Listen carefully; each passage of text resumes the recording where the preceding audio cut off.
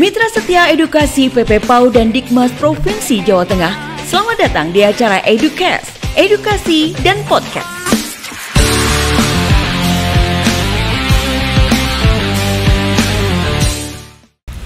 Assalamualaikum warahmatullahi wabarakatuh. Halo Mitra Setia Edukasi PP PAUD dan Dikmas Provinsi Jawa Tengah. Senang sekali saya Ani Sugianti bisa kembali menjumpai Mitra Setia Edukasi di acara Educast.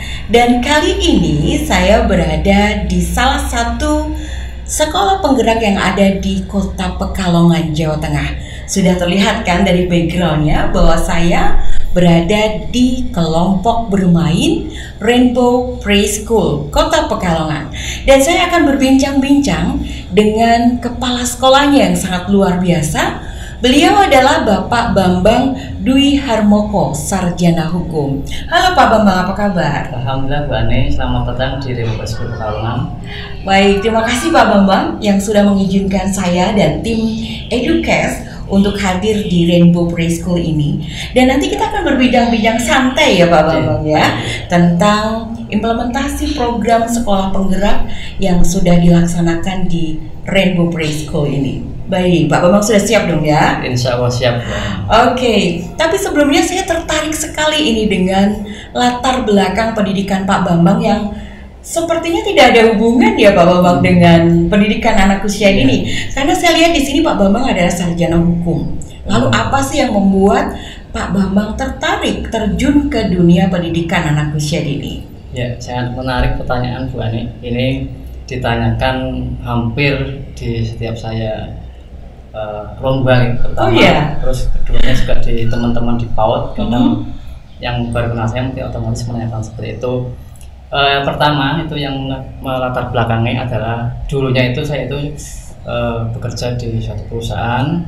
Berhubung istri saya itu sudah bergelut di PAUD, saya itu kadang mengantar istri saya. Sambil mengantar itu saya kadang mendengarkan ada pelatihan, ada parenting, itu saya mendengarkan itu dan lama-lama tertarik. Oh ternyata itu pendidikan anak usia dini bagus untuk kita terapkan juga di keluarga. Itu awalnya. Terus selanjutnya juga memang saya setelah suka di PAUD, saya juga lama-lama ingin tidak seperti sekolah lainnya mungkin ya, yang mungkin banyaknya yang ibu-ibu semua. Nah ini pas kebetulan karena saya cowok, jadi saya ingin menampilkan ada sisi keayahan di PAUD.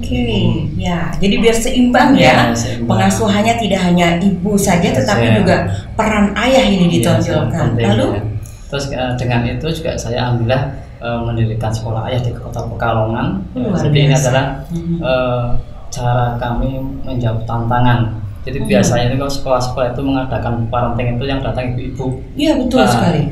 Ya dengan adanya sekolah ayah ini kita membangkitkan peran ayah terhadap keluarga untuk saling sinergi. Jadi sekolah di rumah dan di itu sama. Oh baik. Iya. Ternyata itu alasannya ya. Pertama kali melihat istrinya dulu. Jadi duluan istrinya yang terjun ke dunia PAUD ya Pak Bambang. Baru Pak Bambang ikut terjun karena melihat ada sesuatu nih di PAUD yang sangat luar biasa yang bisa digabungkan juga dengan pengasuhan di rumah. Jadi biar ada keseimbangan di dalam pengasuhan, tidak hanya ibu saja tetapi juga ada peran ayah ya Pak. Sampai akhirnya mendirikan sekolah ayah tadi ya. Sekolah ayah ya Pak ya. Baik. Oke Pak Bambang, itu alasannya ternyata Mitra Setia Edukasi. Dan Pak Bambang ini prestasinya juga sangat luar biasa ya Pak. Alhamdulillah. Ya, saya lihat di sini prestasinya juara 1 pengelola PAUD berprestasi tingkat Kota Pekalongan tahun 2016. Kemudian juara harapan 1 pengelola PAUD berprestasi tingkat Jawa Tengah tahun 2016. Dan ada lagi prestasi-prestasi yang lain. Boleh cerita Pak? Prestasinya apa saja? Dulu awalnya saya itu sebelum saya cerita prestasi itu tahun 2013 itu saya sebagai supir. Supirnya tim Jawa Tengah. Jadi kalau saya ngater tim-tim ke PAUD atau LPMP itu saya supir. Dari perjalanan itu saya mendengarkan cerita-cerita teman-teman itu bagaimana semangatnya, terus berjuang untuk Kota Pekalongan. Dan itu saya terinspirasi untuk ikut terjun di lomba. Okay. Terus menjadi saya mulai titik balik itu ikut lomba itu adalah istri ya. Istri itu tahun 2015 itu juara 1 nasional. Oke. Terus itu dia bisa ke Jepang dan lain-lain itu saya tertarik. Termotivasi ya. Ternyata di PAUD itu bisa juga loh berprestasi dan juga bisa jalan-jalan tanpa bayar gitu. Gratis ke luar negeri ya. Tapi karena prestasi. Oke. Gitu. Terus alhamdulillah dari tahun 2015 itu istri juara. Saya 2016 mencoba di Kota Pekalongan itu alhamdulillah juara 1 langsung.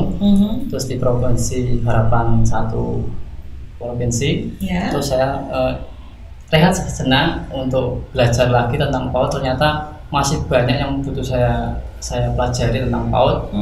Dan tahun 2015 saya mulai tampil lagi. Alhamdulillah juara 1 Kota Pekalongan, juara 1 Jawa Tengah, dan saya mewakili Jawa Tengah di Kalimantan waktu itu juara 1 Harapan. Itu di sana, tapi saya masih tetap fokus di kepala sekolah, di pengelolaan sekolah. Oke, jadi sudah banyak sekali prestasinya ya, juara-juara yang pernah diraih oleh Pak Bambang ini. Itu menunjukkan bahwa Pak Bambang itu begitu concerns dengan pendidikan anak usia dini, meskipun latar belakang pendidikannya bukan dari PAUD. Oke, Pak Bambang sudah berapa lama menjadi kepala sekolah di Rainbow Preschool ini? Alhamdulillah sudah hampir 10 tahun ya, karena saya mulai di kepala itu tanggal 1 Maret tahun 2011. Hampir 10 tahun ya, Maret 2011 sampai dengan sekarang, dan prestasinya sudah sangat luar biasa. Oke Pak Bambang, nah Pak Bambang ini adalah salah satu kepala sekolah penggerak yang lolos seleksi di tahap 1 Mitra Setia Edukasi. Dan seperti kita ketahui sebenarnya seleksi sekolah penggerak ini sangat ketat sekali ya Pak Bambang, harus bersaing dengan ribuan calon kepala sekolah penggerak. Dan akhirnya lolos. Pengen tahu dong saya, perasaan Pak Bambang seperti apa ketika pertama kali dinyatakan lolos sebagai kepala sekolah penggerak? Otomatis bahagia banget ya, bahagia ya, karena perjuangannya, prosesnya untuk masuk itu juga bertahap. Sampai saya bilang itu ini ngumpuli PNS ini. Ngumpuli PNS ya. Karena sering ditanya lagi. Sampai lulus pun masih ada interview kita. Itu. Terus yang sangat membahagiakan adalah saya dua-duanya lolos. Jadi saya dan istri adalah sekolah penggerak bersama. Wow, luar biasa. Istrinya juga terpilih sebagai kepala sekolah penggerak, Bapak juga. Tapi di satuan PAUD yang berbeda. Kalau Bapak di Rainbow Preschool, kalau istrinya di Rainbow Preschool Setono. Oh, jadi ada dua Rainbow Preschool, yang satu di sini, yang satu di Setono. Luar biasa. Dan ini memang ternyata suami istri prestasinya luar biasa ya. Alhamdulillah, Bu Ani. Iya. Ada yang mau disampaikan lagi tadi? Ada yang sangat spesial Bu Ani, karena apa? Karena waktu kita mendirikan PAUD Rainbow ini tahun 2011 ini kita ceplok itu menggunakan metode proyek. Oh, ceplok, maksudnya begitu lahir Rainbow Preschool itu sudah menggunakan metode proyek. Sebelum kurikulum Merdeka ini lahir ya, Bapak sudah menggunakan metode proyek. Jadi itu udah nggak asing lagi dong ya sekarang. Dan itu dari tahun 2011 sampai kita eksis sampai tahun ini adalah perjuangan banget, karena banyak tantangannya, banyak yang perlu kita hadapi sampai akhirnya Pak Mas Menteri ini bisa meluncurkan Merdeka Belajar. Ternyata setelah kita belajar ternyata hampir sama dengan pembelajaran di Rainbow. Jadi ada rasa bahagianya kita bertahan sampai sekarang ini, sehingga ternyata sekarang banyak yang mengikuti dan belajar bersama-sama metode proyek ini. Sip, ini yang sangat menarik. Kalau di sekolah-sekolah lain biasanya akan ada perubahan yang sangat signifikan, karena biasanya TK-TK itu menggunakan metode konvensional begitu ya. Sehingga ketika harus ada pembelajaran dengan paradigma baru yang berpusat pada anak, mereka agak-agak sedikit kaget gitu Pak. Betul. Tapi ternyata di Rainbow Preschool ini sebelumnya juga sudah menggunakan metode proyek. Jadi tidak terlalu kaget gitu istilahnya. Tapi tetap aja ada perubahan ya, karena kita sekarang ini menggunakan kurikulum Merdeka. Sedangkan sebelumnya kita menggunakan kurikulum 2013 tahun. Nah, pastinya perubahan-perubahan yang terjadi ini akan membawa dampak ya Pak kepada guru-gurunya pastinya ya. Boleh tidak Bapak ceritakan seperti apa sih pembelajaran dengan paradigma baru yang ada di Rainbow Preschool ini dengan kurikulum Merdeka? Ya, untuk guru-gurunya otomatis pertama kali agak sempat bingung ya. Bingungnya apakah ini nanti sesuai dengan kita apa enggak? Ternyata alhamdulillah setelah kita bimtek itu 10 hari itu yang luar biasa, yang katanya buat kita pusing. Oh, 10 hari buat bikin pusing ternyata ya. Karena bukan itu ya, karena caranya itu kan itu ya terus ya, jadi ya. Tapi setelah mendapatkan bimtek itu alhamdulillah teman-teman punya gambaran ternyata Rainbow itu gak jauh beda dengan yang dilakukan oleh program PSP ini. Di antaranya adalah ada program metode proyek, terus berbasis buku, literasi, terus dan lain itu ternyata selaras. Jadi alhamdulillahnya itu tidak terlalu kaget. Jadi memang kalau dibandingkan dengan PAUD yang dulunya pakai metode misalnya sentra atau kelompok dan lain itu memang agak kaget karena hal baru. Tapi kalau di sini alhamdulillah pertama saja kita kaget, terus kita menyesuaikan, dan alhamdulillah sekarang sudah mulai mengikuti alurnya. Gitu, oke. Jadi penyesuaiannya tidak butuh waktu yang lama ya Pak ya, karena sebelumnya memang sudah menggunakan metode proyek. Tetapi mungkin perlu penyesuaian pada kurikulumnya ya. Kalau dulu kan metode proyeknya menggunakan kurikulum 2013 tahun, yang sekarang ini menggunakan kurikulum Merdeka dengan pembelajarannya paradigma baru yang berpusat pada anak, ya kan? Oke, lalu program-program inovasinya seperti apa Pak yang ada di Rainbow Preschool ini? Untuk kita masih mempertahankan metode proyek ya, karena kita kan dari awal punya filosofi anak itu unik ya. Jadi anak unik, kita masih tetap mengedepankan anak sebagai yang utama dari pembelajaran. Terus berbasis buku ini tetap kita juga jalankan, dari dulu kita juga pakai ya. Cuma ini nanti kita akan lebih mendalam lagi karena ternyata di pembelajaran yang baru ini banyak dikupas tentang buku ini, tentang bagaimana teman-teman itu bisa menarik anak, terus kita bisa meningkatkan keterampilannya, itu banyak sekali seperti itu. Terus untuk literasi juga alhamdulillah tetap kita jalankan sesuai dengan yang ada di Rainbow. Dan yang terakhir ini adalah digitalisasi. Oh, digitalisasi. Oke. Ini alhamdulillah sekarang dengan adanya dipandu oleh kemarin setelah kita PSP ini kita sudah punya dapat hadiah itu ya, termasuk hadiah seperti wilayah, terus laptop, itu kan alhamdulillah banget. Kita bisa memanfaatkan itu yang dulunya kita sewa sekarang sudah ada. Jadi kan luar biasa, dan anak-anak pun jadi lebih senang dan kreatif lagi.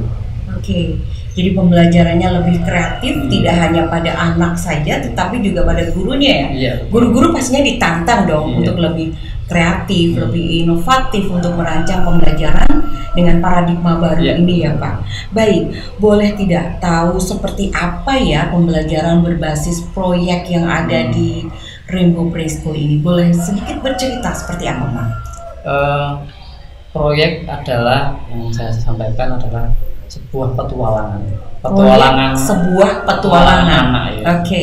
Petualangan anak untuk meneliti sesuatu, terus dengan dia menciptakan idenya, menciptakan yang ingin dicapai topiknya, terus mencari solusinya dan melalui proses. Nah itu yang bisa Kalau di proyek seperti itu, kalau di Rainbow jadi awalannya kita biasa menggunakan buku dulu untuk awal anak itu bisa merangsang dia untuk berimajinasi. Terus setelah buku ya terus kita bermusyawarah bersama, atau kita bisa katakan peta konsep bahasa kerennya ya, menyusun peta konsep ya, itu bisa dilihat di samping-samping itu ada. Setelah menyusun peta konsep, terus menentukan topik bersama. Jadi topik itu ditentukan oleh anak sendiri. Jadi anak pertama lebih dihargai karena dia memunculkan diri. Yang keduanya adalah dia akan percaya diri dan akan menyelesaikan proyek. Karena apa? Karena idenya itu dari dia sendiri. Dan yang terakhir nanti sebelum terakhir itu ada macam percobaan anak. Jadi anak bereksplorasi dan macam-macam. Yang terakhir adalah persiapan untuk perform, untuk kunjung karya, di pasar ya, kunjung karya proyek. Nah itu nanti kita akan seperti itu. Jadi dalam kesehariannya anak-anak itu belajar dengan menggunakan metode proyek ini, karena seperti kita ketahui bahwa metode proyek ini adalah merupakan karakteristik dari kurikulum Merdeka ya Pak, untuk mendukung pengembangan karakter anak yang sesuai dengan profil pelajar Pancasila ya kan, dan itu sudah diterapkan di Rainbow Preschool. Anak-anak setiap harinya belajar, mereka ditantang dengan rasa ingin tahu yang tinggi ya bagi anak, dan bahkan mereka dilibatkan untuk menentukan topik tadi dari buku yang sudah mereka baca. Jadi buku cerita, misalnya buku cerita judulnya apa gitu Pak, kemudian anak-anak diajak untuk menentukan topik apa yang menjadi ketertarikan mereka. Dan ini penting sekali karena selama ini kalau kita menggunakan tema, biasanya tema itu yang menentukan guru ya Pak. Dan guru kurang memperhatikan apakah tema itu sesuai dengan kebutuhan anak, apakah tema itu menarik bagi anak. Itu guru kurang memperhatikan hal-hal tersebut.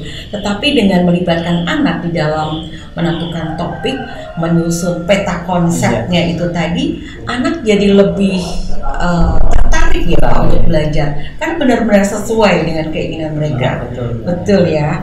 Baik, lalu Pak, tadi Bapak mengatakan pembelajaran itu berbasis buku ya. Seperti apa penerapannya? Lebih konkret gitu contohnya biar mitra setia edukasi yang ada di rumah paham ya tentang bagaimana sih pembelajaran berbasis buku yang diterapkan di Rainbow Preschool ini. Boleh bercerita Bapak? Baik, untuk berbasis buku ini memang sejalan dengan metode dari dulu kita pakai.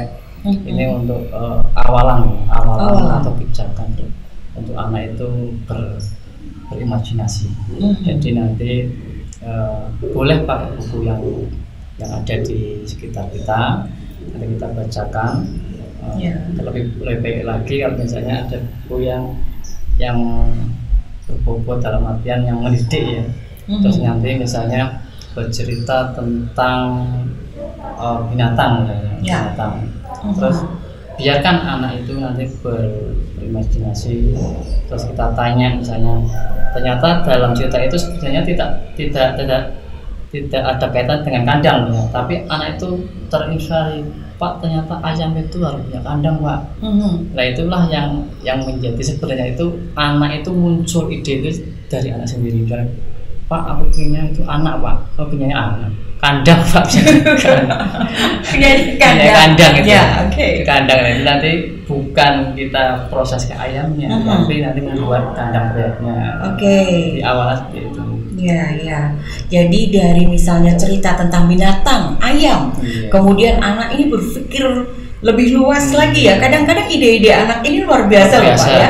Yang kadang-kadang kita kaget, kok bisa ya mereka berpikir seperti itu.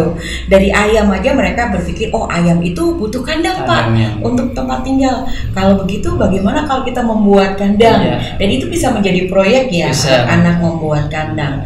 Baik. Dan tentu saja buku-buku yang disediakan di sini banyak ya Pak ya, sesuai dengan kebutuhan untuk bisa menjelaskan kepada anak topik-topik apa saja yang bisa mereka pelajari. Betul. Koleksi buku yang Bapak sediakan di sini itu dari mana didapatkannya? Ada yang kita cetak sendiri, ada juga kita menyediakan karena kita beli ya.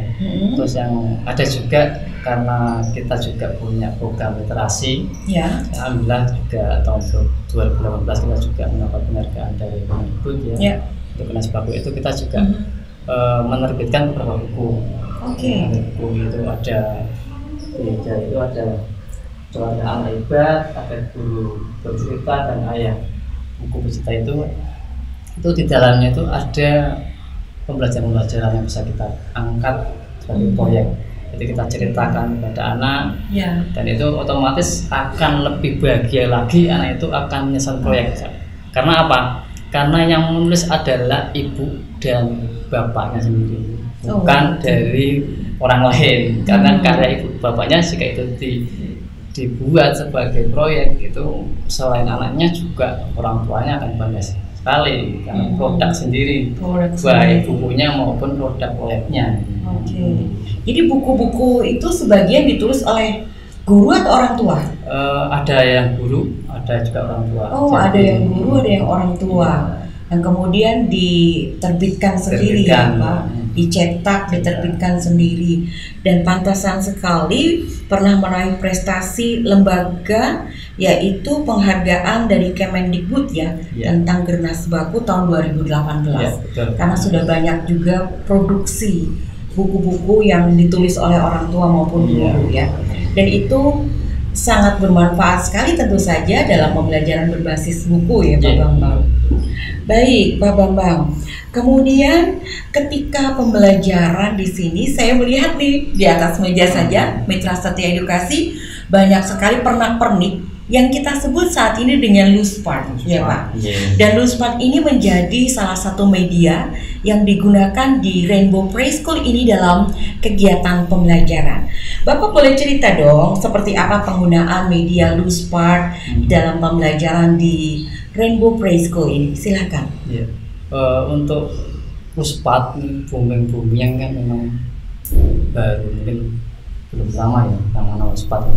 Tapi kalau di Rainbow sendiri itu sudah dijalankan juga lama juga. Jadi pas pendidikan kita juga pakai Loospart. Dulu kita bukan nama Loospart, kita panggilnya cuma bahan menyenangkan. Bahan menyenangkan. Ya, karena bahan yang bisa didapat dimanapun, yang penting itu bisa didapat pembelajaran, terus murah, alami, yang juga banyak di mana ada. Itu sangat-sangat mendukung bagi pot-pot kecil seperti kami ya. Jadi nggak perlu kita mengadakan dana besar, kita memanfaatkan aja yang ada di sekitar kita. Itu dan Loospart ini sebagai sarana anak-anak berkreatif, berimajinasi. Dulu saya masih ingat sekali kalau membuat rumah, membuat gunung itu pasti seperti itu dong. Tapi dengan Loospart anak itu benar-benar bisa mewujudkannya dengan Loospart, dengan bentuk-bentuk yang kreatif, warna-warna yang indah, itu sangat luar biasa itu. Dan dengan Loospart itu juga mengajarkan tentang literasi juga, karena di dalamnya itu kita bisa belajar, ada bisa menulis dengan Loospart kecil, misalnya kayak buah-buahan, biji-bijian, itu sangat luar biasa itu. Itu kalau di dunia psikologis itu sangat-sangat baik sekali, karena tidak hanya berubah saja, dia bisa menyusun titik sampai hanya itu sampai ke detail itu. Jadi untuk Loospart ini alhamdulillah tetap kita pakai untuk kegiatan anak belajar. Jadi media Loospart yang digunakan ini mendukung pembelajaran berbasis proyek ya Pak, yang ada di Rainbow Preschool. Memang benar Mitra Setia Edukasi, Loospart ini kan hanya nama saja, dan ternyata KB Rainbow Preschool ini sudah menggunakan bahan-bahan pernak-pernik yang bisa diperoleh dari sekitar ya Pak ya, tidak perlu membeli. Misalnya seperti potongan-potongan kayu seperti ini ya Pak, pastinya banyak sekali ya bisa diperoleh di itu cemara. Cemara ini pohon bijinya aja. Kemudian bisa dari kerang-kerang ini kerang-kerang dan batu-batu. Ini semua tersedia di sini dan bisa mendukung ide-ide kreatif anak ya Pak untuk menciptakan sesuatu proyek tertentu sesuai dengan ide dan kreativitasnya. Kalau guru-gurunya sendiri bagaimana Pak? Apakah kesulitan menggunakan pembelajaran dengan media LoveSpark ini? Alhamdulillah malah senang, masa tertantang. Kadang Pak Bambang ini ternyata anak-anak minta ya bentuk seperti ini ya, terus dari teman-teman itu kadang jalan-jalan kemana, terus mengumpulkan. Dan juga ternyata dari setelah kita setiap hari Sabtu itu teman-teman ngajak Bapak Ibu itu belajar bersama tentang LoveSpark itu, Bapak Ibu dari luar itu malah ternyata membawa LoveSpark dari rumah ke sekolah untuk mendukung program-program di sekolah dengan iuran seadanya, bahan bukan uang. Bahan ya? Bahan bukan uang. Oke, jadi ternyata pengumpulan LoveSpark-nya pun dengan berbagai cara ya Pak, gurunya, dari orang tuanya, mungkin ketika di jalan ketemu, ini bisa loh jadi LoveSpark gitu ya, bisa loh kita manfaatkan sebagai media pembelajaran. Luar biasa, dan anak-anak juga lebih tertarik pastinya ya Pak ya. Nah kalau di sekolah lain seringkali sih guru-gurunya yang memakai pembelajaran konvensional, sebelumnya metode konvensional, mereka merasa kesulitan harus menyediakan LoveSpark. Padahal gampang sekali ya. Ada 7 komponen LoveSpark yang bisa mereka dapatkan di sekitar kita gitu kan. Dari yang komponen bahan alam ya kan, kemudian plastik, kaca, kemudian kayu dan sebagainya. Dan itu sebenarnya mudah diperoleh. Bahkan di Rainbow Preschool ini juga orang tua ikut membantu ya Pak tadi dalam menyumbangkan bahan-bahan pembelajaran LoveSpark ini. Baik, Bapak, saya dengar di sini juga pembelajarannya menggunakan metode atau pendekatan STEAM ya, pendekatan STEAM yang diterapkan di KB Rainbow. Seperti apa penerapannya? Pendekatan STEAM untuk menggunakan dengan STEAM ini sebenarnya sudah include ya dengan pembelajaran kita sehari-hari, sudah include karena sudah ada sains-nya, sudah ada teknologinya, sudah ada engineering-nya, sudah penataan juga kita sudah diajarkan bersama untuk menata. Jadi ada seninya juga, dan ada juga untuk unsur literasinya, ada matematiknya. Kadang yang ditanyakan oleh teman-teman, Pak Bambang, kalau dengan pakai STEAM itu nanti anak bisa baca nggak? Padahal dengan STEAM itu anak-anak malah luar biasa kreatifnya. Karena di dalam STEAM itu sudah komplit, apalagi kita cuma provokasi aja mereka sudah tahu. Dengan berbagai macam menggunakan LoveSpark itu nanti juga dia otomatis bisa baca, itu bisa dengan menggunakan alat-alat yang sudah ada. Jadi untuk STEAM itu sudah include dengan pembelajaran kita. Jadi sudah pembelajaran yang dilakukan ini bermuatan STEAM ya Pak? Betul. Ada sainsnya, ada teknologinya, kemudian ada engineering, art dan matematiknya. Jadi jangan khawatir mitra Setia Edukasi, khususnya para orang tua, jangan khawatir kalau pembelajarannya dilakukan dengan bermain, berpusat pada anak, menggunakan pendekatan STEAM. Jangan khawatir kalau anak-anak tidak bisa calistung ya Pak ya. Justru di sana anak akan menggali kemampuan untuk membaca, menulis, berhitung dengan cara yang lebih menarik. Dan yang terakhir Pak, sebelum kita tutup materinya tentang edukasi ini, dampaknya seperti apa bagi anak-anak Pak terhadap capaian pembelajarannya? Untuk pembelajaran ini otomatis anak menjadi lebih senang, kreatif, dan lebih dihargai. Karena kita mengutamakan anak, jadi anak itu seperti dikasih peluang untuk menyampaikan idenya, terus menyelesaikan proyeknya. Jadi anak itu lebih senang, lebih semangat untuk sekolah tentunya. Jadi dampaknya sangat luar biasa. Mitra Setia Edukasi, anak-anak menjadi lebih kreatif, lebih senang, lebih dihargai. Itu yang penting ya. Dan sehingga capaian-capaian pembelajarannya pun akan bisa tercapai lebih maksimal. Begitu ya Pak? Betul. Baik Pak Bambang, terima kasih sekali. Kita sudah berbincang banyak tentang implementasi program sekolah penggerak di Rainbow Preschool ini. Sama-sama. Semoga memberikan inspirasi dan motivasi bagi seluruh mitra setia edukasi PP PAUD dan Dikmas Jawa Tengah. Terima kasih Pak Bambang. Terima kasih Bu Ani. Ya, semoga sukses dan amin. Sehat selalu. Baik, mitra setia edukasi PP PAUD dan Dikmas Provinsi Jawa Tengah, itulah bincang-bincang saya dengan Pak Bambang. Beliau adalah kepala sekolah dari Rainbow Preschool di Kota Pekalongan ini. Semoga memberikan inspirasi kepada seluruh mitra setia edukasi untuk memajukan pendidikan di Indonesia. Dan sebelum menutup edukasi ini, saya ingin menyampaikan sebuah quotes dari Ki Hajar Dewantoro. Apapun yang dilakukan oleh seseorang itu hendaknya dapat bermanfaat bagi dirinya sendiri, bermanfaat bagi bangsanya, dan bermanfaat bagi manusia di dunia pada umumnya. Terima kasih, saya Ani Sugianti. Pamit mundur diri dan sampai ketemu lagi di Edukes selanjutnya. Wassalamualaikum warahmatullahi wabarakatuh. Waalaikumsalam warahmatullahi wabarakatuh.